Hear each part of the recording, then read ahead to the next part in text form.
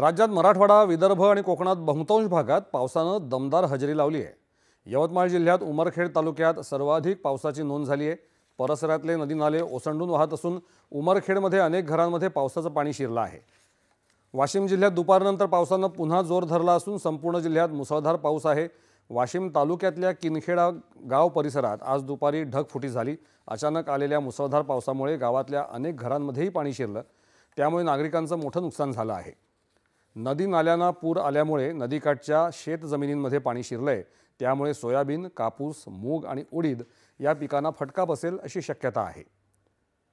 बीड जिल्ह्यात मुसळधार पावसामुळे मांजरा प्रकल्पाचं धरण आज दुपारी 2 वाजता 90% क्षमतेनं भरलं, तेव्हा प्रशासनानं खबरदारीचा उपाय म्हणून धरणाचे 4 दरवाजे उघडले। या दरवाजांमधून नदीपात्रात वेगानं विसर्ग होत असल्यामुळे मांजरा नदीकाठच्या गावांमध्ये पूरसदृश परिस्थिती निर्माण होण्याची शक्यता आहे। नदीकाठच्या गावांनी सावधानता बाळगावी असा स्पष्ट इशारा मांजरा प्रकल्पाच्या पूर नियंत्रण कक्षानं दिला आहे। छत्रपती संभाजीनगर जिल्ह्यात गेल्या 24 तासांपासून मुसळधार पाऊस सुरू आहे। कन्नड तालुक्यातलं शिवना टाकळी धरण 93%हून जास्त भरल्यानं धरणाचे 3 दरवाजे 20 इंचांनी उघडण्यात आले आहेत, त्यामुळे शिवना नदीकाठच्या गावांना सावधानतेचा इशारा दिला आहे। लासूर स्टेशन इथे शिवना नदीला मोठा पूर आला असून काही गावांचा संपर्क तुटला आहे।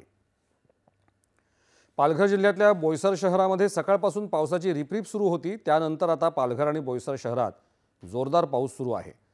जालना, परभणी जिल्ह्यांमध्ये मुसळधार पावसामुळे जनजीवन विस्कळीत झालं आहे।